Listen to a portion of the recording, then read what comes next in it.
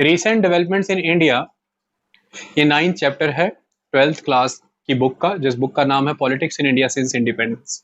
Okay, now this chapter is very important. आपने 8th chapter पढ़ा जिसमें रीजनल एस्पिरेशंस पढ़ा, और आपको क्लियर हुआ कि 1970 से 1990s के बीच में किस तरह का टर्बुलेंस रहा।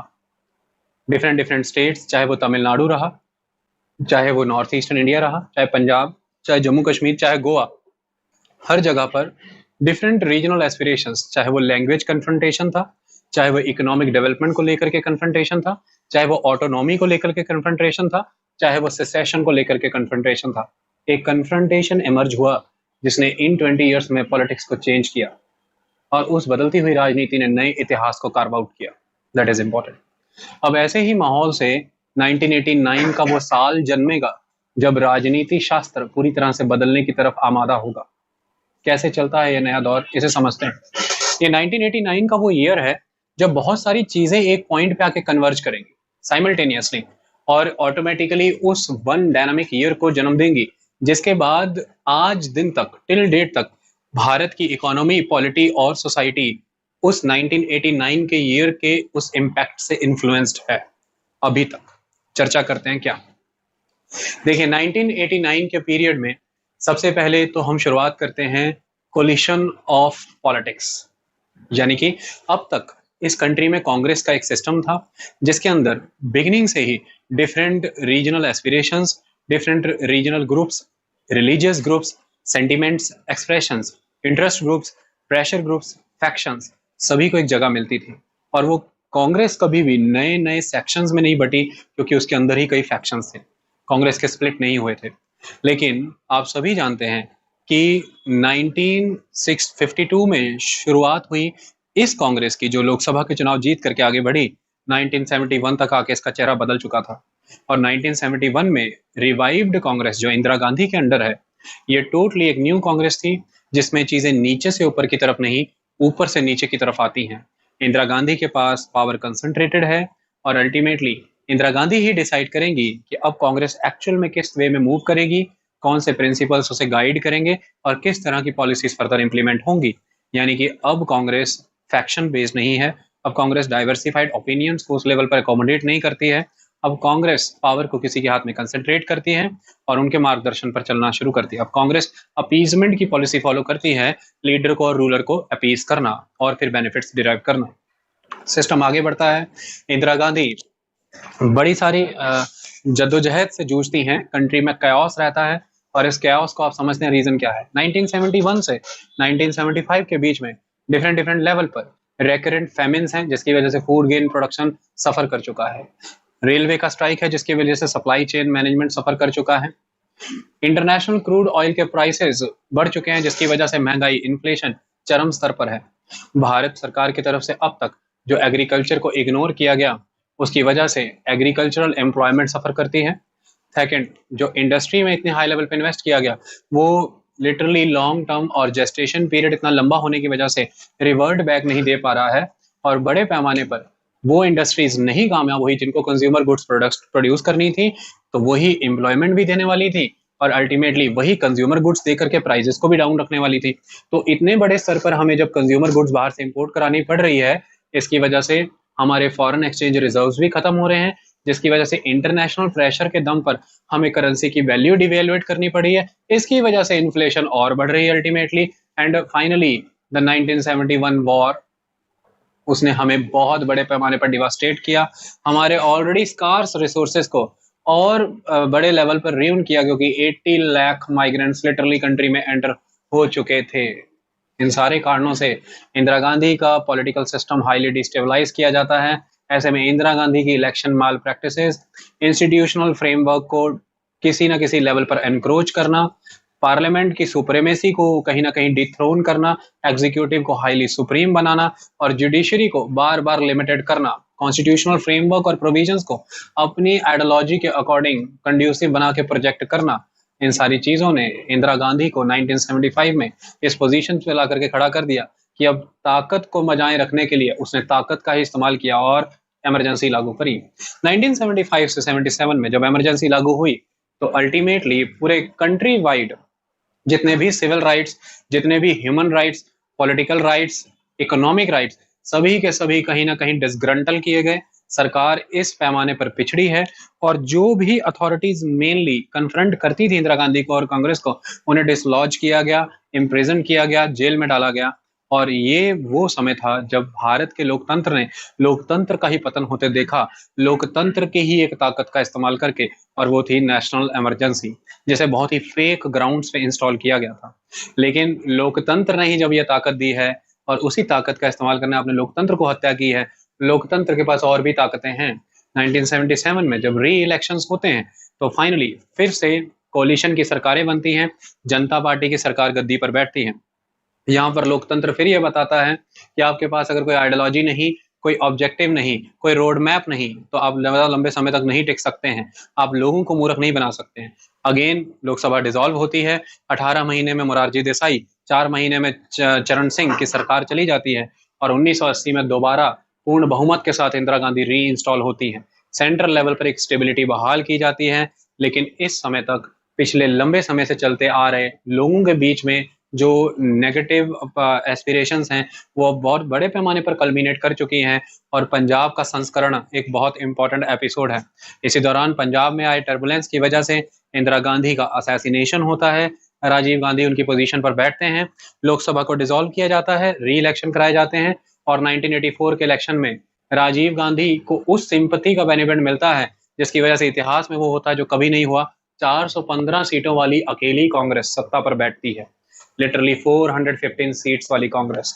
ऐसा क्या हो जाता है कि 5 ही साल के अंदर 1989 में जब इलेक्शन हुए, 415 सीटों वाली कांग्रेस 197 पे आके सिमट जाती है, 197। कैन यू इमेजिन, 415 से 197।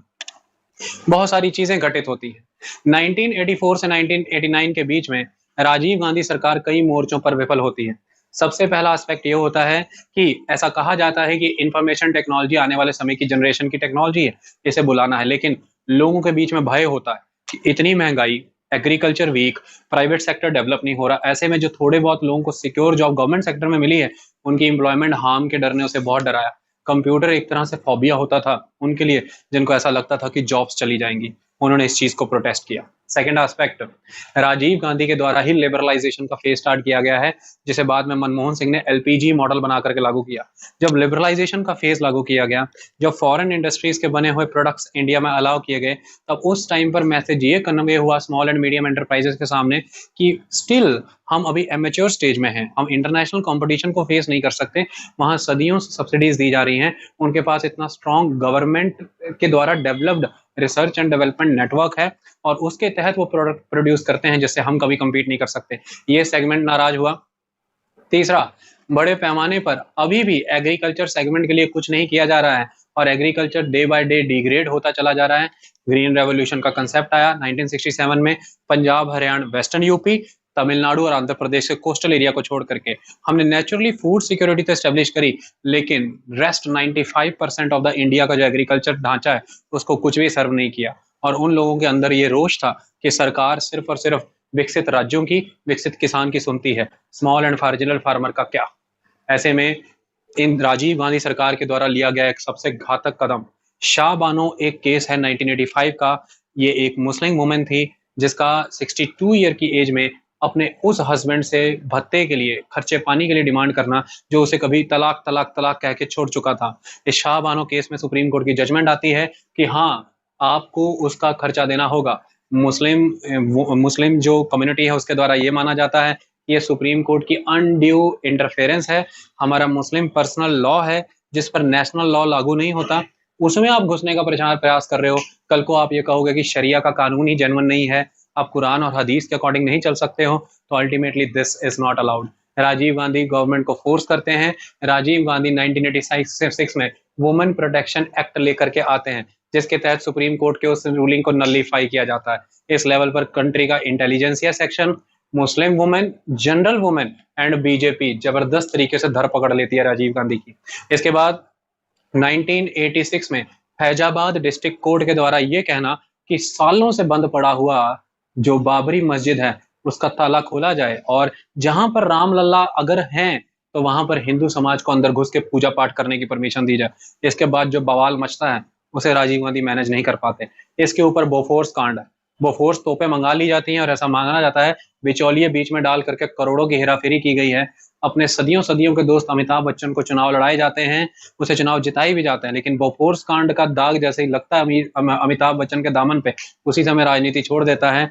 और पर्सनल लेवल पर भी अब राजीव गांधी वीक हैं, अपने दोस्त के साथ संबंध टूट चुके हैं। ऐसे में इतने बड़े पैमाने पर Bhopal gas tragedy, union carbide का मालिक एंडरसन जब उसे तरीके से राजीव गांधी भारत से फुर्र कराते हैं, क्विड प्रो को का इनके ऊपर इल्जाम लगता है, इसकी वजह से जो नेगेटिव इमेज बनती है, और सोने पे सुहागा जब देश की सारी राजनीतिक पार्टियां एकजुट होने को फिर रही हैं, तो 1989 के चुनाव हारने तो बनते ही थे राजीव गांधी के, और 197 सीटों में आकर के सिमट गए।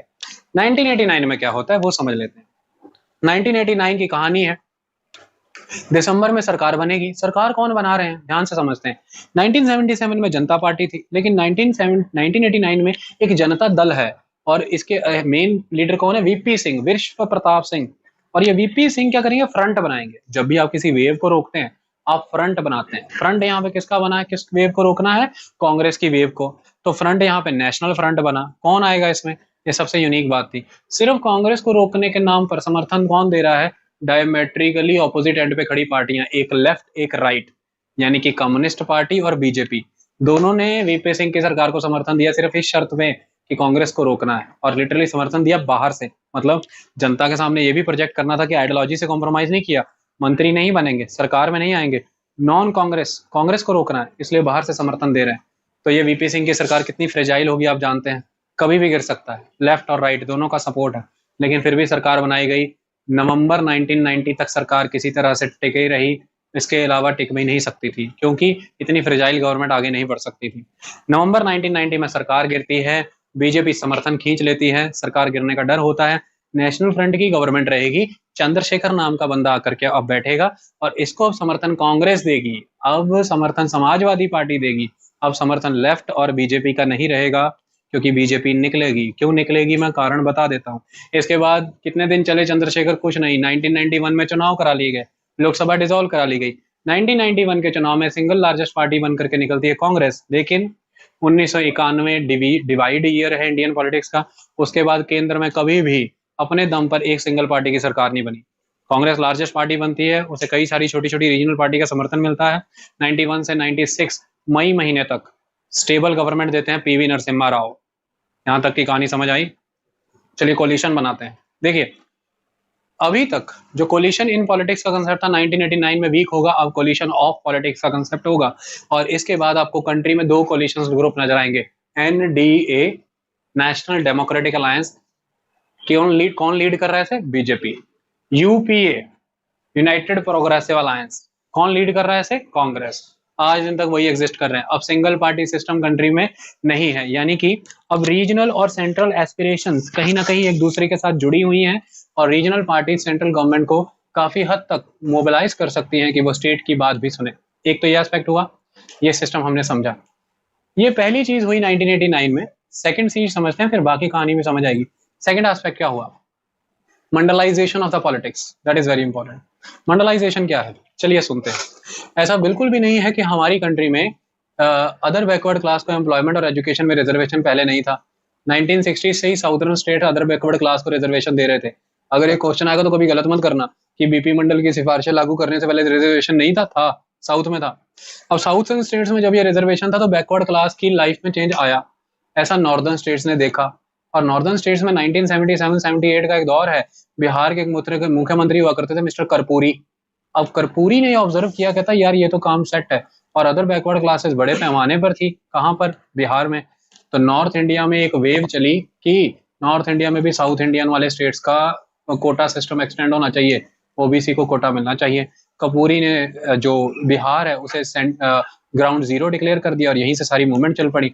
और अब डिमांड डबल हो गई है कि स्टेट लेवल पर भी ओबीसी को कोटा मिले और नेशनल सेंट्रल गवर्नमेंट में भी कोटा मिले, स्टेट गवर्नमेंट भी कोटा दे, सेंट्रल भी। ऐसे में उस समय की 1977 की सरकार मोरारजी देसाई ने ये ऑब्जर्व किया कि ये तो वेव चल पड़ी है, मूवमेंट बन गई है पूरी की पूरी। और मोरारजी देसाई और ये जो जनता पार्टी की सरकार थी, इसका एक्चुअल बेस ही कौन थे? Other backward class. यानी कि अब तक इंदिरा गांधी के शासन से, कुशासन से मुक्ति दिलाने का वादा जनता पार्टी ने किया। वोट किसने डाली? गरीबी हटाओ के नारे, गरीबी हटाओ के नारे से फैसिनेट हुए गरीब। वो गरीबों की जब गरीबी नहीं हटी तो वो किसके खिलाफ चले गए? इंदिरा के। वो किसके साथ जुड़ गए? जनता पार्टी से। और जनता पार्टी का बास बेस ही ये लोग है। तो जनता पार्टी ने फटाफट बिंदेश्वर प्रसाद की अध्यक्षता में बीपी मंडल कमीशन बना दिया। बिंदेश्वर प्रसाद मंडल कमीशन, ये 1978 में बना। इसको 3 बातें बोली गई कि सबसे पहले तुम एक काम करो, तुम ये देखो कंट्री में सोशली एजुकेशनली बैकवर्डनेस का लेवल क्या है, पहले तो यही देखो। कहते ठीक है सर ये लेवल है। कहता अब इसमें बताओ सोशली एजुकेशनली बैकवर्ड कौन है? कहते ये सर हैं। कहता अब इसमें बताओ कि सोशली एजुकेशनली बैकवर्ड को ठीक कैसे करेंगे? बीपी मंडल बड़ी सारी सिफारिशें देता है, अब इसमें मत फंस जाना कि सिर्फ उसने कोटे की सिफारिश दी। उसने कहा लैंड रिफॉर्म्स करो, यानी कि जमींदारी एवोल्यूशन करके जमीन एक्सेस कलेक्ट करके लैंड सीलिंग लगा के इनको लैंड दो, इरिगेशन बढ़ाओ, मंडियों से बाजारों को जोड़ो, एनिमल हस्बेंड्री बढ़ाओ, अदर बैकवर्ड क्लास जो है इनकी इनकम बढ़ाने के सोर्सेज अपनाओ, स्कूल कॉलेजेस में इनको सब्सिडीज दी जाए, एजुकेशन कंपलसरी और मैंडेटरी की जाए। और लास्ट में उसने एक बात कही 27% रिजर्वेशन दी जाए एम्प्लॉयमेंट में, यानी कि सेंट्रल एम्प्लॉयमेंट में और एजुकेशनल इंस्टीट्यूशन में। ये सबके दिमाग में छप गई। कहते ये बहुत अच्छा टूल है राजनीति के लिए वेरी गुड, ये रख लिया। अब करना क्या था? 1980s में सिफारिश आई और 1979 में तो जनता पार्टी की सरकार गिर गई। तब कांग्रेस की सरकार है, वो तो बीपी मंडल की सिफारिशों को लागू करेगी नहीं। फाइनली कांग्रेस की सरकार जब 1989 में गिरी है और वीपी सिंह की सरकार बैठी हुई है। वीपी सिंह ये जानते हैं मेरी सरकार फ्रेजाइल है, कभी भी गिरेगी, और कभी भी लोकसभा डिसॉल्व करा करके लेफ्ट और बीजेपी कह सकते हैं चुनाव करा लो, चुनाव मुझे जीतने हैं किसी भी कीमत पर, क्या किया जाए? तो सबसे बड़ा ब्रह्मास्त्र, मैं बीपी मंडल की सिफारिशें लागू करूंगा। अगस्त 1990 में ये डिसीजन ले लिया बीपी सिंह ने कि मैं बीपी मंडल कमीशन की सिफारिशें लागू करूंगा। 27% रिजर्वेशन एम्प्लॉयमेंट में प्रोवाइड किया जाएगा। वेव क्रिएट हो गई पूरी कंट्री में, पॉलिटिकल अपहीवल हो गया। जो लोग इस रिजर्वेशन के खिलाफ थे, स्वर्ण गोल्डन, उनका कहना था कि एससी एसटी और ओबीसी 55% से ऊपर कोटा चला जा रहा है। कुल मिलाकर के फिर एक्चुअल में रिजर्व कैटेगरी कौन हुई? हम हुई। 40% आप हमें रिजर्वेशन प्रोवाइड कर रहे हैं एक तरह का। इस मामले पे डिबेट छिड़ पड़ी, जो फेवर में थे वो खड़े हो गए। यानी कि आज दिन तक जिनकी कोई आइडेंटिटी नहीं थी, उन्हें अब आइडेंटिटी मिल गई है कि हम ओबीसी हैं। मतलब वो अब एक कुनबे में, एक ग्रुप में जुड़ सकते हैं और ओबीसी पॉलिटिक्स की शुरुआत होगी। आज दिन तक ओबीसी पॉलिटिक्स ने जड़ें नहीं छोड़ी हैं और हमारे प्रधानमंत्री मगर से अपना बिगुल फूकने गए हैं चुनाव का। किस वोट बैंक को जीतने के लिए? ओबीसी वोट बैंक को जीतने के लिए। तो कुल मिलाकर के ये 1990 का बीपी मंडल की सिफारिशें लागू करने का वीपी सिंह का ही दौर है, जिसने अदर बैकवर्ड कम्युनिटी को फोर फ्रंट पे ला करके खड़ा कर दिया कि आज के बाद चुनाव इनके द्वारा निर्धारित होंगे। इसके सबसे बड़ा प्रमाण हमें कब नजर आता है? 1980s में जब जनता पार्टी एक्सपेरिमेंट फेल हुआ, तब बामसे का जन्म हुआ। बामसे कौन है? Backward and minority community employ federation, BAMCEF। आज भी इन्हें दलित गलियारों में जाइए तो बामसे कहा जाता है। Backward and minority community employ federation 1980 में जन्मा। थोड़े ही समय में इसकी एक ऑफशूट निकली, कौन? दलित समाज शोषण समिति। थोड़े ही समय में उसकी ऑफशूट निकल गई 1984 में बहुजन समाज पार्टी। 1980s में एक सरकारी कर्मचारी जिसने अपनी जॉब छोड़ दी, जिसका नाम था कांशी राम, जिसने बामसे बनाई, बामसे से शोषण समिति बनाई। शोषण समिति से उसने फिर देखा कि बात तो कल्ली एससीओ की नहीं है, बात तो बहुजन मेजोरिटी समाज की है। मतलब देखो थ्योरी बदल दी। मेजोरिटी कौन है एक्चुअल में? मेजोरिटी कौन है? हिंदू। कहता ना ना ना, मेजोरिटी हिंदू नहीं है, मेजोरिटी बहुजन है। बहुजन कौन? SC ST OBC minorities. इन चारों को इंडिया में इकट्ठे कर लो तो 70-80% तो पॉपुलेशन इन्हीं की है, हो गई मेजोरिटी। सारे जितनी राजनीतिक पार्टियां थी घबरा गई कि तो बड़ा खतरनाक आदमी, इसकी तो अप्रोच ही बड़ी प्रैग्मेटिक है, ये तो काम समाप्त कर देगा। मतलब इसने उनको ले लिया जिनको आज दिन तक पॉलिटिकली हमने इग्नोर किया और इसने नाम दे दिया बहुजन। तो ये BSP Bahujan Samaj party UP, Bihar, Haryana और पंजाब में एक्टिव थी। नो डाउट इसे 1984 के 1989 में सफलता नहीं मिली, लेकिन इसका बेस बढ़ा। 1991 के चुनाव में बेस और बढ़ा और ये भारत के इतिहासों में पहली बार हुआ कि यूपी में इन्होंने इंडिविजुअली गवर्नमेंट्स बनाई और भारत में आजादी के बाद से सिर्फ दलितों के द्वारा समर्थित और सिर्फ दलितों के द्वारा चुनी लड़े हुए नेताओं के द्वारा एक सरकार बनी और उन्हें अपना मुख्यमंत्री दिया है। तो BSP की यूपी में पैंठ बनी, ये इंपॉर्टेंट था। बाद में BSP ने अपना दायरा बढ़ाया और अदर जातियों को भी अपने अंदर रिड्यूस किया। आज बड़े पैमाने पर ब्राह्मण और राजपूत, जाट और राजपूत समीकरण BSP के अंदर चलता है, लेकिन BSP का बेस दलित रहा, तो दलितों को मोबिलाइज करने का काम उस समय से ही चलता रहा। तो कुल मिलाकर के ये स्ट्राइकिंग फीचर यूटिलाइज करने की कोशिश की। VP सिंह ने बोला कि मैं ये लेकर के आऊंगा। इस मामले में वेव चल पड़ी, एक प्रो है एक अपोज करते हैं, तो कुल मिला के for the motion against the motion. ऐसे में एक वर्ग कंसंट्रेट हो गया दलित और एक वर्ग कंसंट्रेट हो गया अदर बैकवर्ड क्लास, ये एक फेवर में है और एक स्वर्ण गोल्डन। अब ऐसे में एक वर्ग है जो इसका फायदा उठाना नहीं छोड़ेगा। इस मुद्दे पर वीपी सिंह के इस गेम खेलने पर बीजेपी ने समर्थन छीन लिया। कहते ऐसा तो नहीं करने देंगे। क्यों छीना, चलिए समझते हैं, वापस आते हैं। देखिए बीजेपी जिसका नाम है भारतीय जनसंघ, भारतीय जनसंघ 1977 में मर्ज हो गया था जनता पार्टी में, लेकिन जनता पार्टी का जब एक्सपेरिमेंट फेल हुआ तो भारतीय जनसंघ को दिखा कि ऐसे तो काम नहीं चलेगा भाई, ये गुड कंसेप्ट नहीं है। तो 1980 में जनसंघ बदल जाता है भारतीय जनता पार्टी में। अब जब वो भारतीय जनता पार्टी में बदलता है तो उसकी आइडियोलॉजी भी बहुत डिफरेंट है।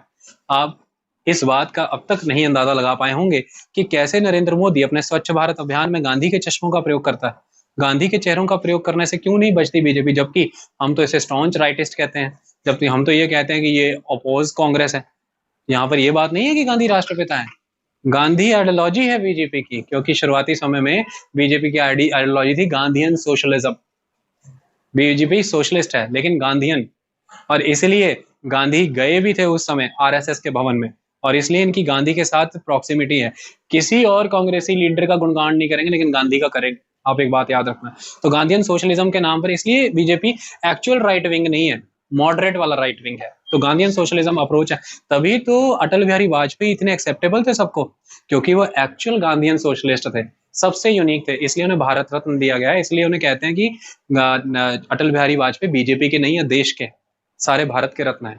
तो कुल मिलाकर के गांधीयन सोशलिज्म क्या है, ये लेफ्ट पार्टी के ये CPM communist party of Marxist के एक्सट्रीम कम्युनिज्म के अगेंस्ट है चाइना वाले, ये CPI communist party of India के एक्सट्रीम सोशलिज्म रशिया वाले के अगेंस्ट है, ये कांग्रेस के वो कैपिटलिस्ट एटीट्यूड के अगेंस्ट है। ये कौन है, ये कहते हैं कि गांव के स्तर पर, विलेज लेवल पर कॉटेज इंडस्ट्री को प्रमोट करो, और धीरे धीरे धीरे धीरे जब ये कॉटेज इंडस्ट्री नर्चर हो जाए तो गवर्नमेंट सोशलिज्म हो, गवर्नमेंट इंड्यूस करे, कैसे, मार्केटिंग एजेंसी बनाए, मार्केट्स को कंट्रोल करे, इनके लिए कैंपेन करे, एडवर्टीजमेंट्स मैनेज करे, और इनके प्रोडक्ट को गांव से कलेक्ट करके शहरों तक पहुंचाने का काम करे, सप्लाई चेन मैनेजमेंट में आए सरकार।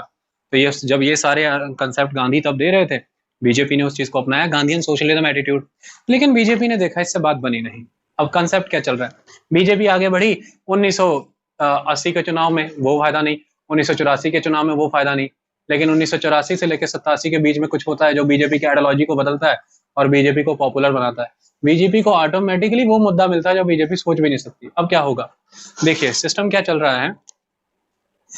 अचानक से 1985 में शाह बानो केस हो जाता है, और शाह बानो केस में ही जब राजीव गांधी सरकार ये वुमेन प्रोटेक्शन एक्ट लेकर के आती है जो मुस्लिम वुमेन के अगेंस्ट है, बीजेपी छोड़ती नहीं, इस मुद्दे को एकदम से पकड़ लेती है, और उसका कहना यह है कि सबसे पहले तो ये वुमेन एम्पावरमेंट के अगेंस्ट स्टेप। इसलिए आज भी बीजेपी में नरेंद्र मोदी अगर मुस्लिम वुमेन के 3 तलाक के अगेंस्ट काम लाते हैं तो हैरान मत होना, ये बीजेपी का बहुत पुराना एजेंडा है। बीजेपी शुरू से 3 तलाक का मुद्दा इस्तेमाल करती आई है, और मुस्लिम वुमेन की एक इंक्लिनेशन बीजेपी की तरफ रही है। ये 1985 के शाह बानो के केस के समय से ये चल रहा है। तो अल्टीमेटली उस समय बीजेपी ये डिक्लेयर करती है, एक तो ये एंटी वुमन हो गया पहली बात, दूसरा ये एंटी सोसाइटी, तीसरा वो ये कहती है कि क्लियर हो गया कांग्रेस सेकुलरिज्म के नाम पर अपीजमेंट की पॉलिसी फॉलो करती है। ये अनड्यू कंसेशन था जो मुस्लिम माइनॉरिटी को दिया गया। क्या जरूरत थी लॉ पास करके सुप्रीम कोर्ट की डायरेक्शन को नलीफाई करने की।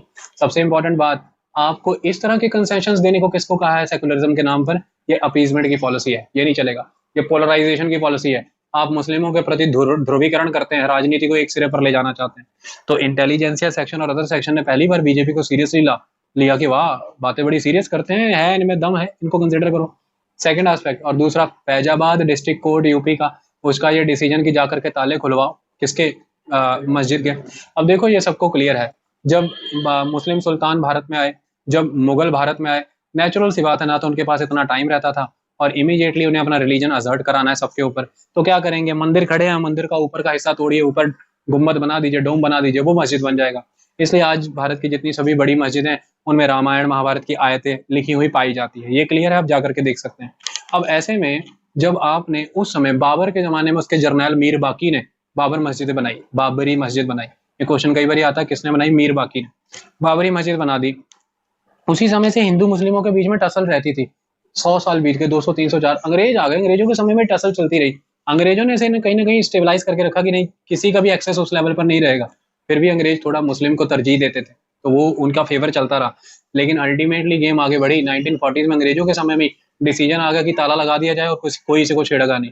लेकिन 1948-9 के अराउंड अचानक से किसी ने रामलला की मूर्ति वहां पे रखती, कहते रामलला प्रकट हो गया, वो अचानक दरवाजा तोड़ के, और उसके बाद जो कन्फ्लिक्ट छिड़ा पूरे भारत के स्तर पर, ये सिस्टम चलता रहा। और 1950-51 में आपको पता भारतीय जनसंघ और विश्व हिंदू परिषद आरएसएस, इन्होंने इस मुद्दे को पकड़ लिया। ये चल रहा था लेकिन इसकी कोई इंपॉर्टेंस उतनी नहीं थी।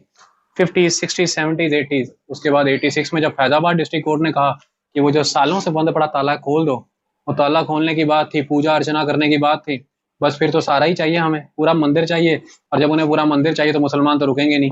डिस्ट्रिक्ट लेवल पर फैजाबाद डिस्ट्रिक्ट में मुस्लिम कम्युनिटी और हिंदू कम्युनिटी मोबिलाइज हुई। धीरे धीरे डिस्ट्रिक्ट से वो स्टेट में फैला और पूरे यूपी में फैल गया। धीरे धीरे वो कब नेशनल इशू बन गया, बीजेपी ने उसे छोड़ा नहीं। इतने बड़े पैमाने पर दंगे हुए, वायलेंस हुई, सब कुछ हुआ, सब राजीव गांधी के समय में हो रहा था और बीजेपी ने इसे इशू बना लिया। अब बीजेपी समझ गई कि हमें 30 साल हो गए लोगों को जोड़ने में, इतने भी नहीं जुड़े, ये क्या ताला खोला और एक छोटा सा मुद्दा था राम मंदिर का, वो पूरा का पूरा भारत उमड़ गया। मतलब राम लल्ला ही हमारी बेड़ा पार लगाएंगे तो राम मंदिर, राम जन्मभूमि बनाना हमारा अधिकार है। और आज से बीजेपी किसको फॉलो करती है? हिंदुत्व। हिंदुत्व क्या होता है? अब एनसीईआरटी आपको समझाएगी कि हिंदुत्व क्या होता है। इस पे हम एक लेक्चर अलग से रखेंगे क्योंकि डीप मीनिंग है, बुक ने उतना नहीं टच किया। हिंदुत्व वीडी सावरकर का, विनायक दामोदर सावरकर, जबकि सावरकर को अगर आप डेप्थ में पढ़ोगे तो आपको समझ आएगा हिंदुत्व ऐसा नहीं। फिर भी एनसीईआरटी के अकॉर्डिंग चलते हैं। Hinduness, what is Hindutva? Hindutva के अकॉर्डिंग ये कहते हैं कि वीडी सावरकर का ये कहना था कि अगर तो आपको नेशन को स्ट्रांग बनाना है, एक स्ट्रांग नेशन क्रिएट करना है, तो एक नेशनल कल्चर होना चाहिए। सभी कहते हैं हाँ राइट राइट, ये तो यूरोप वाला कंसेप्ट होगा, सही बात है, एक नेशन एक कल्चर। कहते हैं एक नेशनल कल्चर होना चाहिए। फिर उनसे किसी ने पूछा कि मतलब कैसे होगा नेशनल कल्चर? कहते सबसे पहले भारत को अपना फादरलैंड मानो, बोलो पितृभूमि, पिता मानो। कहते हैं हाँ पितृभूमि, सही बात। कहते हैं भारत को अपना रिलीजियस लैंड मानो, बोलो पुण्य भूमि। कहते हैं हाँ पुण्य भूमि, सही बात, भारत है हमारा। तो सबने बोला, कहते मुस्लिम ने बोला, सिख ने बोला, सबने बोला हाँ पितृभूमि पुण्य भूमि, आगे बढ़ो। नेशनल कल्चर मैंने कैसे होगा? नेशन तो स्ट्रॉन्ग। कहते तो फिर अब याद करो भारत, भारत का एक्चुअल कल्चर रिलीजन कौन है? वो पुराना वाला हिंदू रिलीजन। कहते ओह अच्छा, ये तुम्हारा सिस्टम, मतलब इंडिया को एक नेशन के तौर पे स्ट्रॉन्ग करना है तो नेशनल कल्चर, नेशनल कल्चर के नाम पे मैंने कौन सा कल्चर कराना चाहते हो, हम समझ गए।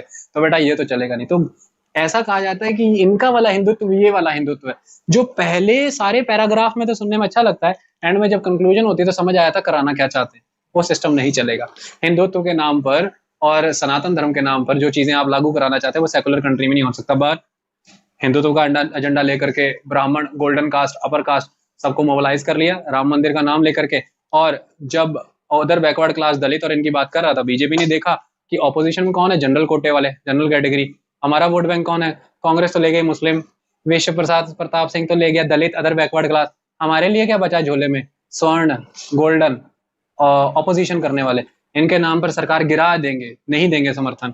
चलो बीजेपी खड़ी हो गई रामलला के मुद्दे पर, समर्थन वापस खींच गया। रथ यात्रा शुरू करा दी, कहां से? गुजरात के सोमनाथ से अयोध्या तक। कहते पूरे भारत में रथ यात्रा करेंगे, प्योर कर देंगे पूरी कंट्री को। रामलला का जन्म तो अब करा के ही रहेंगे। रामलला ऊपर से देख रहे, बेटा तुम जन्म कराओगे, तुम्हारा मैंने कराया। तो चल रहे हैं, रथ यात्रा निकाल रहे हैं, होड़ की होड़, लाखों लोग पीछे, करोड़ों में संख्या। और अडवाणी उन्माद में कहते तो मैं बिहार की तरफ भी जाऊंगा, कहीं रुकूंगा नहीं, मैं तो पूरे देश में रथ यात्रा करनी। और वहां उसको रोका लालू यादव ने समस्तीपुर में। बेटा तुम इधर आ, तुम किधर घूम रहे हो, अंदर चलो जेल में। तो कुल मिलाकर के एल के अडवाणी अयोध्या तो रुकने का नाम ही नहीं, दौड़ रहे हैं। लेकिन ये भी चल ही रहा था। 1992 का टाइम है, पीवी नरसिम्हा राव सरकार बन गए, लेकिन इनको पूरे सपने आते हैं कि कभी भी ये सरकार गिरा देंगे कोलिशन की। बस एक बार लोकसभा डिसॉल्व तो हो, चुनाव हो जाए, फिर देखो हम क्या करते हैं। 6 दिसंबर का समय था, दिसंबर महीने की ओपनिंग है, इन्होंने लेटर जारी कर दिए कि कार सेवा करनी है अयोध्या में, आ जाना सारे भारतीय। और भारतीय रेलगाड़ियां, बैलगाड़ियां, बसें पागलों की तरह। सुप्रीम कोर्ट घबराया हुआ, कहता है इतनी मूवमेंट हो रही है कंट्री में, एक तरफ कौन ध्यान रखेगा? कल्याण सिंह मुख्यमंत्री, यूपी सरकार को ऑर्डर जारी किया, अगर बारहवीं मस्जिद प्रेमाइसिस को कुछ हो गया बेटा, तुम्हारी जिम्मेवारी बनती है, तुम इंश्योर करोगे इसकी प्रोटेक्शन। कहता है ओके डन, कोई चक्कर की बात नहीं। दिसंबर का महीना है, सारे हिंदू वहां इकट्ठे, आरएसएस, विश्व हिंदू परिषद, एक बार वहां इकट्ठे होने की देर से इतना बड़ा जो डोम था पुराना, कहाँ उड़ा दिया उसको कोई पता ही नहीं, सारा ध्वंस करके रख दिया। बाबरी मस्जिद डेमोलिश, बाबरी मस्जिद के डेमोलिश होने की खबर अभी 6 दिसंबर दोपहर को फैली। पहले तो यूपी में मसैकर हुआ हिंदू मुस्लिमों का, फिर भारत के स्तर पर मसैकर हुआ। बीजेपी ने छोड़ा नहीं लेकिन